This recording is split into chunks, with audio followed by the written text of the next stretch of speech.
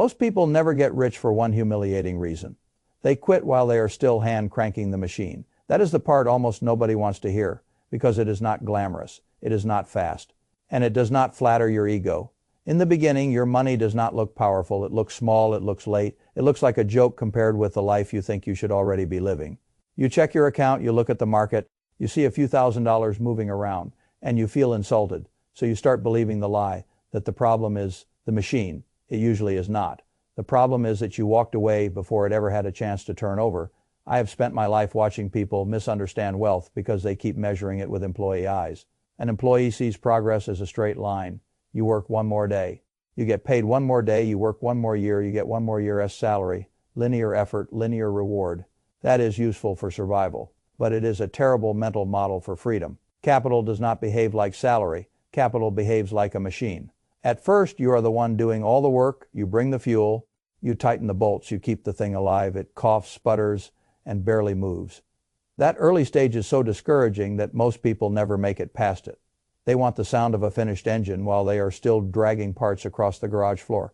They want velocity before ignition. They want proof before discipline. They want a millionaire's confidence while they are still acting like tourists inside their own financial life. That is why the first major threshold matters so much.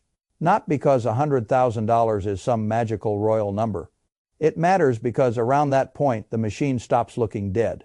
If you invest $500 a month and you earn about 7% a year over time, it takes roughly 7 years and 9 months to reach your first $100,000.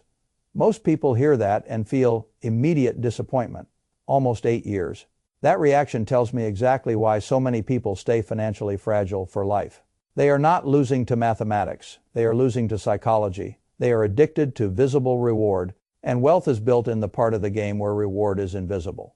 Think about what 7 years and 9 months really means. It means saying no to leakage over and over. It means not treating every raise like permission to get softer. It means refusing to upgrade your life every time your income twitches upward. It means you stop worshiping convenience. It means your monthly contribution is not random. It is not leftover money. It is not whatever survives a weekend of impulse. It is a non-negotiable transfer of power from your present appetites to your future options. Most people never do that. They use what I call the leftover method. The leftover method is financial self-sabotage disguised as common sense. It says you can spend first, live emotionally, reward yourself constantly, outsource every inconvenience, keep every subscription, buy every little status item that makes a hard week feel easier, and then invest whatever happens to remain at the end of the month. That is not an investment plan. That is a surrender ritual. The leftover method does not build a wealth machine. It feeds a consumption machine that never stops asking for more fuel. You do not become free by investing leftovers. You become free by making ownership the bill that gets paid first. That first $100,000 teaches you the discipline of machine building. At $500 a month for about 93 months, you have personally put in roughly $46,500. The account grows to around $100,000 because the rest comes from return on capital. In other words, even before the machine is impressive, it is already starting to prove the principle. You are not the only one working anymore. The machine has started to turn, however, quietly. This is where the public usually gets the math backwards. They think $100,000 means you are 10% of the way to becoming a millionaire. That is employee math. That is straight line math. That is the kind of thinking that makes people quit right before the compounding starts to bite. In machine terms, your first $100,000 is not 10% completion. It is ignition. The distance from zero to ignition is not the same as the distance from ignition to full output. That is why the first stretch feels so punishing. The machine is cold, friction is high, progress is hard to see. Every contribution feels like a sacrifice because your capital base is too small to create dramatic movement. You are hand-feeding steel into something that has not yet shown you what it can do, and that is exactly where weak people leave. They do not leave because they are stupid. They leave because the modern world trains them to disrespect slow compounding. They can order dinner in minutes, they can fill boredom in seconds, they can finance a lifestyle upgrade before they have earned the cash to support it. They can get social applause overnight for consumption that destroys long-term strength. Everything around them says speed equals success. Wealth says the opposite. Wealth says the people who win are the people who can tolerate the ugly silent years when almost nobody can see the difference between discipline and deprivation. That is why I do not judge your financial future by how excited you are. I judge it by how long you can stay rational while the machine still looks unimpressive. The next threshold proves why that matters. If you keep contributing that same $500 a month and stay near that same long run, 7% return, it takes only about 5 more years to go from $100,000 to $200,000. Stop and stare at that for a moment. The first $100,000 took nearly 8 years. The second $100,000 takes only about 5. You did not suddenly become a genius. You did not discover some secret chart pattern. You did not catch a lucky coin or inherit an oil field. The machine simply started doing more of the work. By the time you reach $200,000, your total contributions are around $78,000. The rest, about $122,000, is growth. That means your money has already outworked your deposits. If you are still thinking like an employee at that stage, you will miss the deepest lesson. The lesson is not that investing is interesting. The lesson is that ownership changes who carries the load. Salary makes you carry the load. Ownership gradually steals the load from your back. That transfer does not happen all at once. It happens in layers. First, you earn money. Then your money earns money. Then the money your money earned begins to earn money. Once that loop gets strong enough, the machine no longer needs you to shove it every second just to keep it alive. It has torque. It has momentum. It has memory. Every dollar inside it becomes a small worker with instructions to recruit more workers. That is when people begin to understand why the early phase was so brutally important. The early phase was not about getting rich. It was about proving you had the temperament to build something that could eventually outrun your labor. I want you to understand the psychological violence of this truth, because it is the part polite finance talk usually avoids. If you never build the machine, you stay trapped in a system where every interruption becomes a threat. One job loss, one health event, one bad quarter, one ugly year in your industry, and your entire life starts negotiating from weakness. That is not just a money problem. It is a dignity problem. It is a time problem. It is a freedom problem when your labor is your only engine. Every outside force gets a vote over your peace. People think wealth is about luxury. Most of the time, wealth is about removing the right of strangers to control your emotional climate. Now look what happens when the machine keeps running around year 18, using the same $500 monthly contribution and the same broad return assumptions. You can be near $400,000. That is where the relationship between labor and capital becomes impossible to ignore. Your total contributions by then are around $108,000. Not $400,000. The rest came from growth. Nearly 3/4 of the pile was built of the machine itself. Your annual investment growth around that stage can be roughly $28,000 a year in ordinary market conditions. Think about what that means. The machine you spent years hand cranking is now producing the equivalent of a serious second income. And here is the part that should make you uncomfortable. Most people would rather chase a louder side hustle than build that quieter engine. Why? Because a side hustle flatters the ego. It gives visible activity. It feels like motion. It gives you stories to tell. The wealth machine does not flatter you in the same way. It asks for routine. It asks for repetition. It asks you to keep showing up even when nobody is impressed. It is silent accumulation, and silent accumulation has a branding problem in a culture that worships noise. But the machine does not care about your need to be seen. It cares about whether you keep feeding it. This is where I separate people who want money from people who want freedom. People who merely want money are usually looking for stimulation, identity, or applause. People who want freedom become obsessed with the mechanical transfer from labor dependence to capital dependence. They understand that the score is not measured by how rich they look. It is measured by how much of life can keep functioning without their daily panic. That brings me to the second threshold, the one I think is more important psychologically than most people realize, around $650,000 in productive assets. Your life begins to change in a way ordinary earners rarely understand until they feel it themselves. At an 8% rate of return, $650,000 can produce about $52,000 a year. No, that does not fully replace the median household income in America today. People who use these numbers sloppily miss that point, but it does something more important than making a flashy claim. It moves you across what I call the refusal line. The refusal line is the point where money stops being only a storage tool and starts becoming a negotiating weapon below the refusal line. You need almost every paycheck. You tolerate nonsense because the alternative feels dangerous. You say yes when your judgment says no. You keep the job that is shrinking you. You postpone the skill change. You keep living in an area you hate. You cling to unhealthy dependence because your finances cannot tolerate interruption. That is not strategy. That is captivity with direct deposit, above the refusal line. Something changes in your nervous system, you breathe differently, you think longer, you panic less, you stop mistaking urgency for importance. You begin to see how much of the modern work culture is built on people being too financially cornered to resist it. A boss can intimidate you more easily when you have no reserves. A company can demand absurd loyalty when losing the job feels like losing oxygen. A bad market can terrify you when your entire life is levered to the next 2 paychecks, but when productive assets are throwing off serious income, even if they are not replacing your full salary, your posture changes. Losing income becomes painful, not fatal. Delay becomes inconvenient, not catastrophic. Risk becomes something you can price, not something you have to run from blindly. That is real wealth, not the watch, not the car, not the vacation photo, the ability to refuse what is beneath you. At roughly $650,000, the machine has become strong enough to give you genuine strategic options. You can keep working and let your salary accelerate the machine. You can downshift. You can start a business with less desperation poisoning your decisions. You can study something difficult without needing it to pay off by next quarter. You can move because you want to, not because you are trapped by a fragile monthly equation. You can stop selling every hour to the highest available bidder. That is why I tell people the middle stage of wealth is not about glamour. It is about optionality. Optionality is a prettier word for power.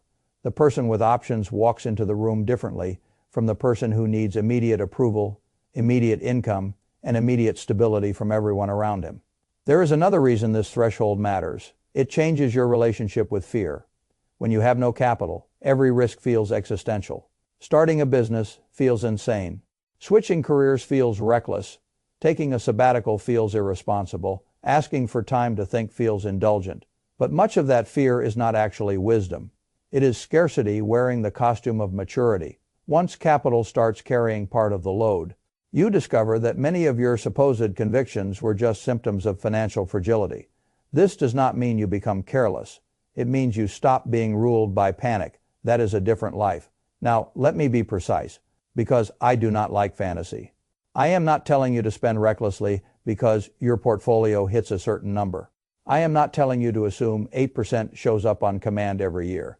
Markets do not owe you smoothness. The machine still needs protection. Diversification matters. Withdrawal discipline matters. Tax awareness matters. Your spending rate matters. If your assets earn 8% over time and you try to live on every last penny of that return, you leave yourself no cushion for inflation, bad years, or mistakes. But if you think like an owner instead of a consumer, you understand the principle. The objective is not to drain the machine for status. The objective is to let the machine gradually carry more of your life while preserving its ability to keep compounding. That is why I have always liked businesses and investments with retained earning power. A machine that can feed itself while still producing usable output is a far better machine than one that must be stripped bare to keep you comfortable. And now we come to the third threshold, the one the public fetishizes without really understanding it. $1 million, people say the number with too much emotion and not enough thought. They treat it like a trophy. They imagine confetti. They imagine some cinematic arrival. In practice, the first million is more profound and more sober than that. For many people, it is the first time the machine is so obviously real that denial becomes impossible. Using the same broad assumptions, $500 a month compounded about 7% can get you to $1 million in around 29 years. That sounds long to impatient people. It sounds short to anyone over 45. Time does not negotiate with you. Those 29 years are going to pass anyway. The only real question is whether you spend them building a machine or feeding one that belongs to somebody else. When you cross the $1 million line, the first sensation is not necessarily extravagance. It is relief. Relief that the arithmetic worked, relief that discipline was not stupidity, relief that you were not condemned to trade time for money forever, relief that the machine is now large enough to make your mistakes less terminal and your opportunities more reachable. This is where many people finally feel validated up to that point. Friends and family may have treated your discipline like overcaution. They may have laughed at your used car, your restraint, your lack of visible flexing, your refusal to inflate your lifestyle every time income improved. The modern world is built to make the disciplined person look slightly foolish in the short run. Then one day the numbers become too large to dismiss, and the same people who called you rigid start calling you lucky. It was not luck. It was machine loyalty. At around $1 million, the growth becomes psychologically stunning. A conservative 4 to 5% output is real money. A stronger market year can add an amount that once would have represented a life-changing salary increase. And that is what most people fail to grasp once the machine is mature. Every additional percentage point matters more because the base is so much larger. The effort did not become more heroic. The scale became more powerful. This is why the people who understand wealth at a deep level do not get drunk on the first million. They get more disciplined after it because the machine gets more generous, only if you do not sabotage it. The great temptation at that stage is comfort. You tell yourself you have arrived, you loosen standards, you spend more casually, you begin skimming excess from the engine because the pile looks big enough to forgive you. That is how people stall. The ones who become multimillionaires are usually not the people who celebrate hardest at the first 7 figures. They are the people who understand that the first million is a working machine, not a finished life. From there, the math gets almost unfair to go from $1 million to $1.5 million. You do not need another $1 million. You need 50% growth. To go from $1 million to $2 million, you need a doubling. Historically, over long periods, markets and productive capital have a way of doing that if given enough time. Then the jumps get shorter in percentage terms from $2 million to $3 million. The percentage lift is smaller than the climb from $1 million to $2 million, from $3 million to $4 million. Smaller again, the machine gets heavier, yes, but also more powerful. Every additional layer of capital gives compounding a larger platform to work from. This is when your everyday decisions become more interesting. That expensive habit is no longer just a present cost. It is a future machine cost. Every unnecessary dollar withdrawn from the engine is not only a dollar gone, it is a worker fired, it is fuel removed, it is capacity stolen from your future self. Once you really understand compounding, you stop seeing spending as isolated events. You see them as edits to a system. That does not mean I want you living like a monk. It means I want you to stop confusing relief with indulgence and freedom with display. A person who understands the machine can enjoy life without dismantling the structure that makes enjoyment durable. Now let us deal with the objection that always comes next. What about crashes? What if the market falls apart right when I am trying to build this? Good. Now you are asking the right question. A market crash is terrifying only if you misunderstand which phase of the machine you are in. If you are still building, a crash is not just pain, it is discounted inventory. Your monthly contribution buys more ownership. The same $500 acquires more future earnings power. You are feeding the machine with cheaper parts. That does not feel pleasant in the moment, but feelings are not the metric. Long-term acquisition is the metric. This is one of the great divides between consumers and owners. Consumers experience lower prices as a signal to stop and panic. Owners experience lower prices, when quality remains intact, as a chance to acquire more productive capacity. Of course, that only works if you have discipline, diversification, and time. A crash does not rescue stupidity. It rewards preparation. If you are over-leveraged, under-diversified, and emotionally unstable, a downturn will expose you. If you have cash flow, patience, and a sound allocation process, a downturn becomes part of the machine. Feeding cycle. I want you to notice how different this is from the emotional script. Most people follow. Most people buy confidence after prices have risen and sell fear after prices have fallen. In other words, they use mood as strategy. That is why so many people spend decades near the market and never really benefit from it. They stand next to the machine but never let it work. They interrupt it, unplug it, and sabotage it every time uncertainty shows up. Then they say, compounding did not work. Compounding works. Human behavior often does not. This is why temperament matters more than brilliance for most investors. You do not need a genius IQ to understand the arithmetic. You need enough emotional stability to stop interfering with a good system. The man who can stay rational while his neighbors are dramatic often ends up wealthier than the man who is endlessly stimulated, endlessly reactive, and endlessly available to his own fear. And do not miss the moral dimension in all this. A functioning wealth machine does not just change your bank balance. It changes your character if you let it. It trains patience. It teaches delayed gratification. It teaches proportion. It forces you to distinguish between the life you actually want and the life you have been socially pressured to advertise. It reveals how much of modern consumption is really anesthesia. It teaches you that calm has a higher return than noise. It teaches you that control is better than status, and ownership is better than appearance. Most people are chasing visible prosperity. I would rather you build invisible strength until it becomes impossible to hide. Because once invisible strength is large enough, it starts changing everything else. It changes how you negotiate, it changes how you work, it changes how you parent, it changes what insults you are willing to tolerate, it changes what opportunities you can wait for. It changes whether you need to fake enthusiasm for a life you no longer respect. That is why I get impatient with people who think this is merely a spreadsheet exercise. This is a life architecture problem.